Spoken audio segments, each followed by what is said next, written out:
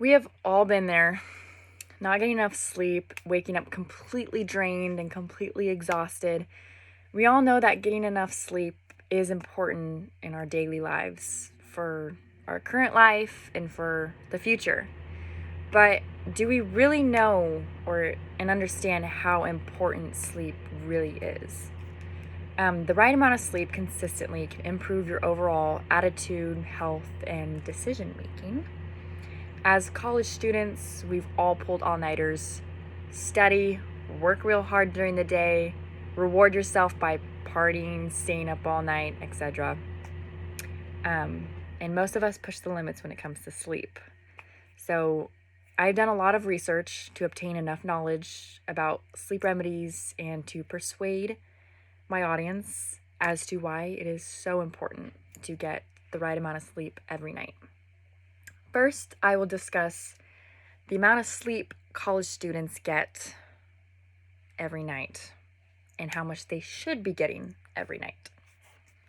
I will discuss the ongoing deficiencies that the lack of sleep can cause, and I would discuss the tips on how to better your sleep with home remedies and things like that. So, to start off with the amount of hours college students should be putting into sleeping. On average, majority of college students get 6 to 6.9 hours of sleep per night, according to University of Georgia's website. The National Sleep Foundation recommends 7 to 9 hours of sleep from ages of 18 to 25. Our brains are still developing, our bodies are, young.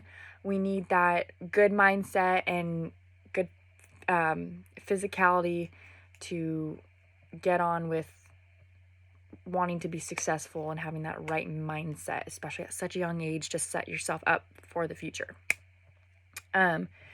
Research shows it's more beneficial to get a good night's sleep than to stay up all night cramming in that homework us college students have to do, and so on.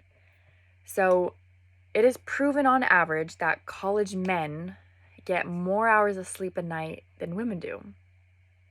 College men tend to get 3 more hours of sleep. Why is that? So it's because women have a shorter circadian rhythm. A circadian rhythm is responsible for keeping the sleep-wake cycle anchored to environmental cues for day and night. Due to our slightly shorter cycle, women are naturally inclined to fall asleep and wake up earlier, and they're more likely to identify as morning people. Fun fact.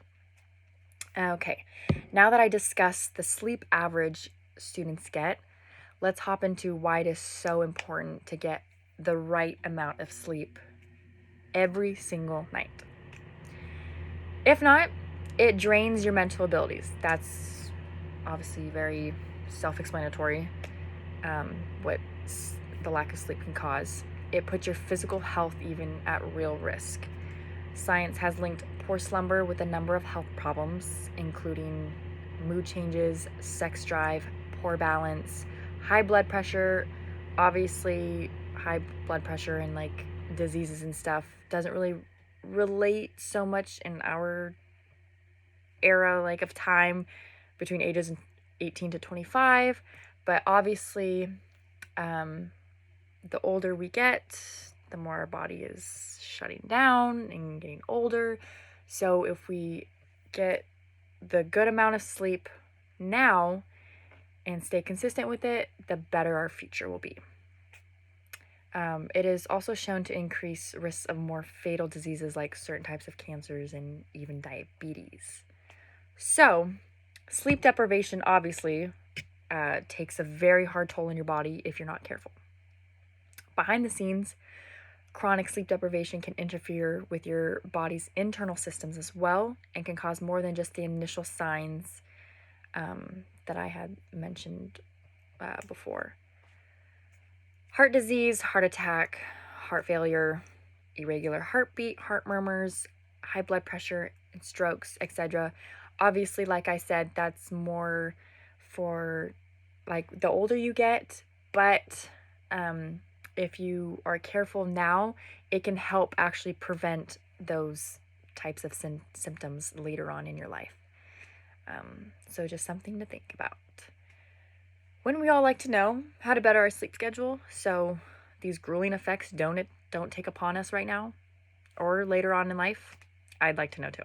So, some ways that can help with getting a better night's sleep. Get some morning light when you wake up. You know, you're in bed, it's dark, it's soothing, it's calming, you know, not having any light. It's easy on the eyes, easy on the head. But as soon as you open your curtains, get that sunshine in your room. Open the curtains, sit outside with a cup of coffee, walk the dog, etc. Morning exposure to light helps reset your body's clock, which actually makes it easier to fall asleep later on in the night. Making your bed also, it's much more inviting to crawl up into a made up bed at home. According to the National Sleep Foundation, 62% of people believe a clean bedroom and a made bed makes a difference in how you fall asleep. Obviously, this is all psychological. Majority of sleep remedies are psychological, but, you know, isn't everything psychological these days? So taking care of your mindset, you'll end up taking better care of how you go about with your actions, in this case, getting enough sleep. All right, and then also writing down a to-do list or a to worry about list late in the afternoon or the evening. I know personally making a to-do list before I end my day, making sure I get everything done, because most of us will tend to get into bed and try to fall asleep, but can't because we have all this stuff on our minds and we're like, okay, I need to do this, I haven't done this yet, etc., etc., etc. So getting what you need to get done, or at least making a list for what to do tomorrow so you don't have to sit there and think about it, will actually help you fall asleep as well. Also, having dinner at least 3 hours prior to bedtime. Eating dinner too close to bedtime can lead to heartburn and even restless sleep syndrome. Taking a warm bath or shower before bed as well. The decrease in core body temp after you cool off from either one, the shower or the bath, will actually help you fall asleep better. And I know that works for me. Having wet hair when I go to bed obviously isn't great for your hair. I don't know if you ladies know that, but I know having my hair wet, it's cooling, but I'm also having all the blankets on top of me, so I'm staying warm. I also turn my AC on too because I like the coldness on my face. It's just a whole process. I got my, that remedy down for sure though. All right, and then also powering off all electronic devices at least 60 minutes prior to bedtime. If you have a last minute need to be on a device, wear amber glasses that will actually block out the blue light that's in whatever device you're using, or a blue light blocking app. So, to wrap up this entire spiel, I've informed you about the importance of sleep, especially as college students. I discussed how much sleep college students should be getting and how much we actually are getting. I also discussed the ongoing deficiency that lack of sleep can cause. Last but not least, I discussed the amazing sleep remedies that will help better your sleep schedule. So many of us take advantage of sleep when it should really be our number one top priorities, because the amount of sleep will actually affect your current life and your future life. So definitely take sleep into consideration. Thank you.